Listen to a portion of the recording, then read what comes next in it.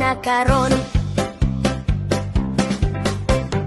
Kakaning nga umok tamis ug lami, fresh nga gihimo kinasing-kasing, cheesy treat sa kalami.